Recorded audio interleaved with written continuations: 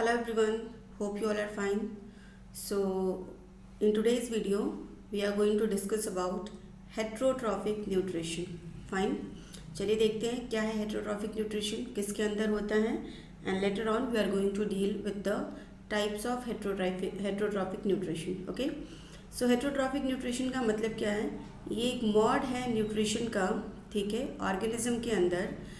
वो ऑर्गेनिज्म जो अपना फूड खुद से सिंथेसाइज नहीं कर सकते हैं, वो कौन से मोड ऑफ न्यूट्रिशन को फॉलो करते हैं?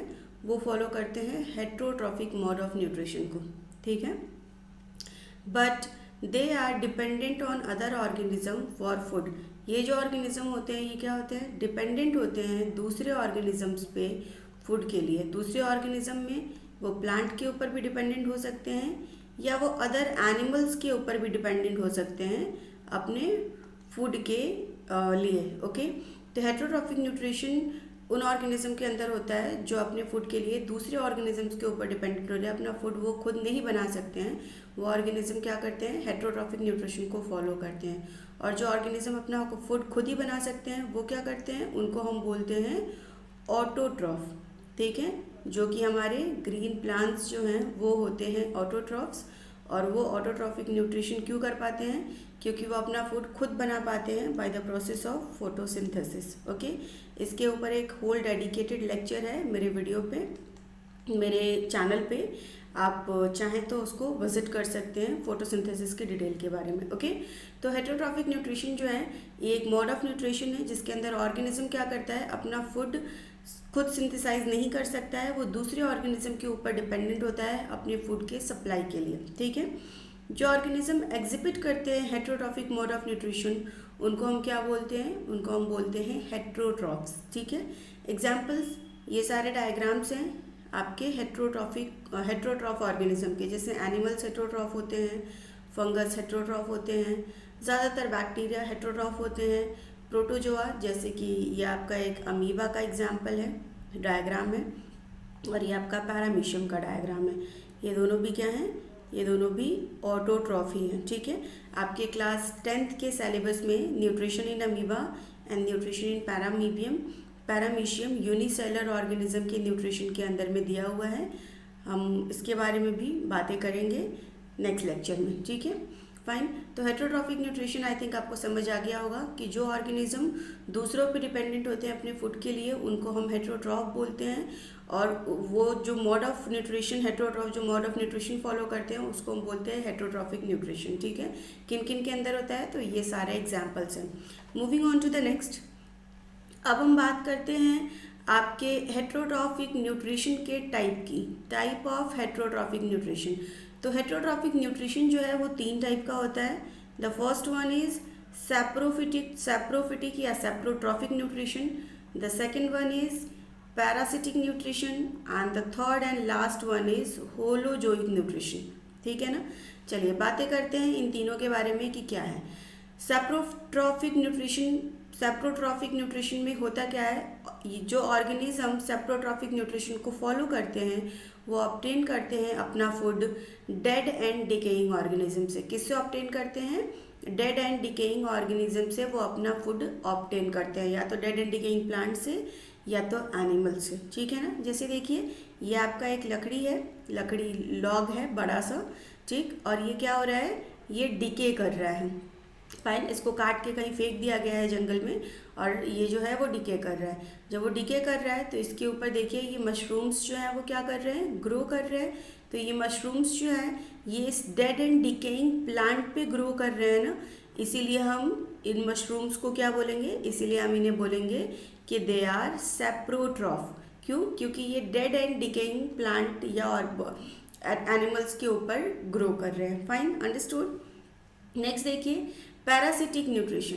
पैरासिटिक न्यूट्रिशन की अगर बात करें तो अगर ऑर्गेनिज्म ऑब्टेन करते हैं अपने फूड को from the bodies of other living organism, दूसरे लिविंग ऑर्गेनिज्म की बॉडी से के ऊपर या बॉडी के अंदर अगर कोई ऑर्गेनिज्म रहता है और उससे अपना न्यूट्रिशन डिराइव करता है तो उस तरीके के ऑर्गेनिज्म को हम क्या बोलते हैं? पैरासाइट्स बोलते हैं and they possess parasitic mode of nutrition. जैसे देखिए ये आपका एक लीच है, ये किसी ह्यूमन के ऊपर जाके बैठा हुआ है और इससे ब्लड सक कर रहा है, अपना न्यूट्रिशन ले रहा है, ठीक है। तो ये लीच क्या है आपका? लीच आपका एक पैरासाइट है। समझ आ रही है बात? ओके। खास बात ये है कि पैरासिटिक न्यूट्रिशन फॉलो करने वाले ऑर्गेनिज्म अपने होस्ट को जिंदा रखते हैं, मारते नहीं हैं, ठीक है। लिविंग ऑर्गेनिज्म से अपना न्यूट्रिशन डिराइव करते हैं, जबकि हमने सेप्टोट्रॉफ में क्या पढ़ा? वो डेड और डिकेइंग ऑर्गेनिज्म से अपना फूड डिराइव करते हैं, okay. Parasites usually harm the host while obtaining their food. Usually parasites जो है वो क्या करते हैं? जिस ऑर्गेनिज्म से अपना न्यूट्रिशन डिराइव करते हैं, जिस होस्ट से अपना न्यूट्रिशन डिराइव करते हैं, उनको क्या करते हैं? उनको नुकसान पहुंचाते ही पहुंचाते हैं, ठीक है। जैसे लीच अगर बहुत ज़्यादा ब्लड सक करेगा तो वो आपको नुकसान तो पहुंचाएगा ही। इसके अलावा लाइस, लोगों के बालों में जुए होते हैं, वो भी क्या है? वो भी आपका एक पैरासाइट है, ठीक। तो ये हो गए आपके पैरासाइट्स। पैरासिटिक न्यूट्रिशन की क्या होते हैं। इसके अलावा जो पैरासाइट्स होते हैं वो दो तरीके के होते हैं। एक होते हैं एक्सो पैरासाइट और एक होते हैं एंडो पैरासाइट। एक्सो पैरासाइट मतलब ऐसे पैरासाइट्स जो किसी दूसरे ऑर्गेनिज्म के बॉडी के ऊपर रहते हैं और लिविंग ऑर्गेनिज्म के बॉडी के ऊपर रहते हैं और उनसे अपना न्यूट्रिशन प्रोवाइड करते हैं। जैसे लाइस है, लीच है, ये क्या करते हैं? ऑर्गेनिज्म के बॉडी के ऊपर जाके फीड करते हैं ना उनके ब्लड पे, ठीक है, उनके बॉडी के ऊपर रह के। तो ये क्या है? ये आपके एक्सो पैरासाइट्स हैं। और अगर हम एंडो पैरासाइट्स की बात करें तो एंडो पैरासाइट्स वो होते हैं जो ऑर्गेनिज्म के बॉडी के अंदर रहते हैं और उनसे अपना न्यूट्रिशन प्रोवाइड करते हैं। जैसे आपने सुना होगा कि जो राउंड वॉर्म्स होते हैं, बहुत सारे छोटे बच्चे जो मिट्टी वगैरह खाते हैं, तो मिट्टी में अक्सर ऐसा होता है कि ये जो राउंड वॉर्म्स वगैरह होते हैं, इनके एग जो होते हैं वो उसके अंदर प्रेजेंट होते हैं। तो जो बेबीज़ होते हैं जो मिट्टी खाते हैं, उनके बॉडी के अंदर वो एग जो है वो चला जाता है। लेटर ऑन वो ऑर्गेनिज्म उनकी बॉडी के अंदर ग्रो करके बड़ा हो जाता है और इनके इंटेस्टाइन के अंदर रहने लगता है। तो वो जो है वो किसका एग्जाम्पल है? आपका एंडो पैरासाइट का एग्जाम्पल है। फाइन। जो थर्ड मोड ऑफ न्यूट्रिशन है हेटेरोट्रॉफिक के अंदर, वो है होलोजोइक मोड ऑफ न्यूट्रिशन। क्या होता है? देखिए, ये एक ऐसा मोड ऑफ न्यूट्रिशन है जिसमें ऑर्गेनिज्म जो है वो फीड करते हैं सॉलिड फूड के ऊपर। अगर ऑर्गेनिज्म क्या करे? सॉलिड फूड पार्टिकल के ऊपर फीड करे, तो उसके अंदर कौन सा मोड ऑफ न्यूट्रिशन है? तो उसके अंदर है आपका होलोजोइक मोड ऑफ न्यूट्रिशन, ठीक है। जो फूड होता है होलोजोइक मोड ऑफ न्यूट्रिशन में, जो ऑर्गेनिज्म सॉलिड फूड के ऊपर फीड करते हैं, वो क्या करते हैं कि वो कॉम्प्लेक्स फूड पार्टिकल को, ये जो सॉलिड फूड है वो कैसा होता है? काफ़ी कॉम्प्लेक्स होता है।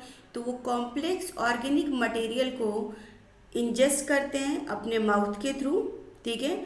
और माउथ के थ्रू या तो इंजेस्ट करेंगे या माउथ लाइक ऑर्गन के थ्रू इंजेस्ट करेंगे। फिर उसको क्या करेंगे? ब्रेक डाउन करेंगे सिंपल इनऑर्गेनिक सब्सटेंस में, और बाद में उसको क्या कर लेंगे? डाइजेस्ट कर लेंगे, ठीक है। जैसे कि हम ह्यूमंस करते हैं, हम लोग रोटी खाते हैं, दाल खाते हैं, चावल खाते हैं, सब्जी खाते हैं, बहुत सारी चीज़ें खाते हैं स्पेशल सॉलिड फूड आइटम के फॉर्म में। फिर उसको माउथ में डाल के क्या करते हैं? अच्छे तरीके से च्यू करते हैं। तो कॉम्प्लेक्स फूड को हम क्या कर रहे हैं? छोटे छोटे पीसेस में ब्रेक डाउन कर रहे हैं। उसके बाद वो हमारे स्टमक में जाता है, इंटेस्टाइन में जाता है, स्मॉल लार्ज इंटेस्टाइन में जाता है, डाइजेस्ट होता है, अब्जॉर्ब होता है।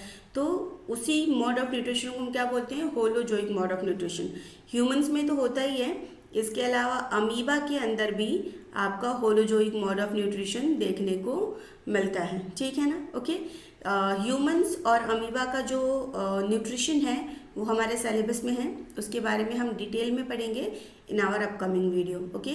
सो आई होप आपको समझ आ गया होगा कि हेटेरोट्रॉफिक न्यूट्रिशन क्या है, किन के अंदर होता है, और जो डिफरेंट टाइप्स हैं आपके हेटेरोट्रॉफिक न्यूट्रिशन के, वो भी आपको समझ गया होगा, ठीक है। So that's all guys. मिलते हैं अपने नेक्स्ट वीडियो में, अगले टॉपिक के बारे में बात करेंगे।